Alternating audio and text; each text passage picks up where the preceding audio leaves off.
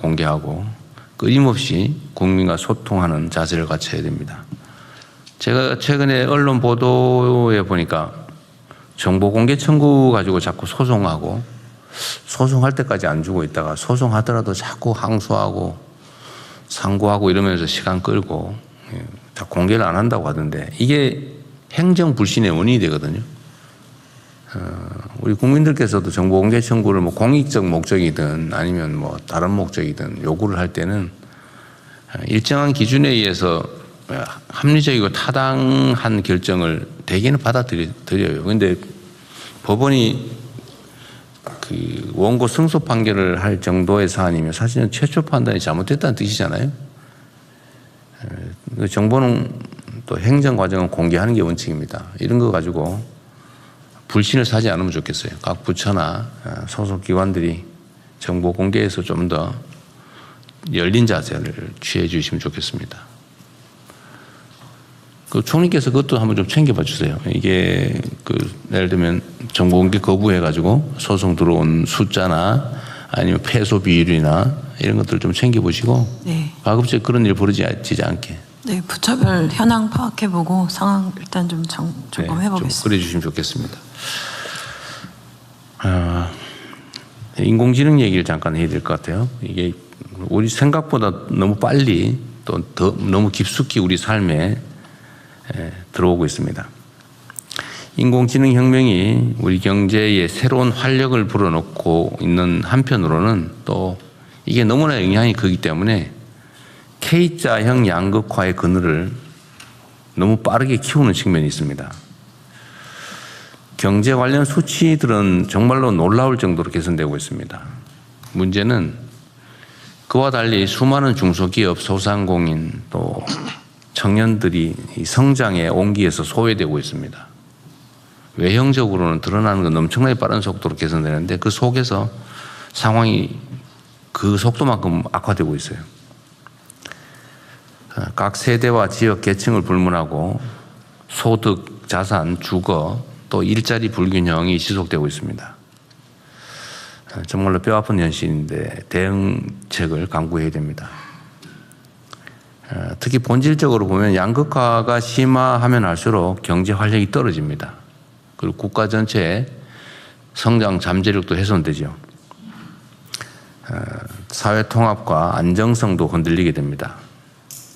그리고 현재 우리가 경험하고 있는 새로운 변화의 가능성, 희망 이런 것들도 자칫 지나가는 신기루가 될 수도 있습니다. 이런 측면에서 보면 양극화의 구조적인 완화는 지속 가능한 성장과 뗄 수 없는 관계입니다. 동전의 양면 같은 것이겠죠. 양극화의 완화 없이는 지속 성장이 불가능하고 또 한편으로 성장을 해야 양극화 완화도 가능합니다. 이를 위해서 청년 일자리, 또 청년들의 자산 증식, 주거 안정에 범정부적인 노력이 필요합니다. 중소기업 또 소상공인들에 대한 다층적인 지원이 필요하고 지역별 맞춤형 성장 엔진 육성도 총력을 다해야 됩니다. 물론 우리가 대체적으로 이미 방향을 정해서 하고 있는 일이긴 한데 우리가 생각하는 것 이상으로 새로운 사회가 열리고 있는 만큼 그 대책도 이때까지는 상상할 수 없는 강도로 속도로 집행해야 되겠습니다. 우리 사회를 대체 불가 대한민국으로 이끌 핵심 축 중의 하나인 양극화 완화에 재정, 조세, 금융 등 관련된 모든 정책 역량을 총 집중해 주기를 부탁드립니다. 자, 우리 사회가 직면하고 있는 가장 심각한 문제 중에 하나, 정말 해결하기 쉽지 않은 부동산 문제 얘기를 잠깐 하겠습니다. 부동산 안정은 양극화 완화를 위한 가장 큰 전제 조건 중에 하나입니다. 현재 우리의 부동산 시장은 자산 불평등과 가계부채, 또 청년들의 고통과 소외를 심화시키는 주요 원인 중에 하나입니다. 특히 그 과정에서 극단적인 투기 수요와 불안 심리가 뒤얽히면서 상당한 정도의 사회 자본이 비생산적 부동산에 묶입니다. 이것 때문에 경제 발전을 가로막고 있죠. 무엇보다 불법과 편법이 동원되는 부동산 불로소득은 우리 사회의 공정, 상식을 파괴하고 국민 통합을 저해하는 가장 큰 주범이 됐습니다. 부동산 문제를 정상화해야 자원의 생산적 재투자가 가능하고 또 사회적 역동성이 복원되고 양극화로 인한 갈등도 해결의 실마리를 찾을 수 있습니다. 정부는 이를 위해서 속도감 있는 공급 대책과 더불어서 현실에 부합하는 실수요자 지원 대책을 촘촘하게 마련하겠습니다. 조세 제도 역시 국민의 상식과 눈높이에 기초해서 공정하고 합리적으로 정비될 수 있게 하겠습니다.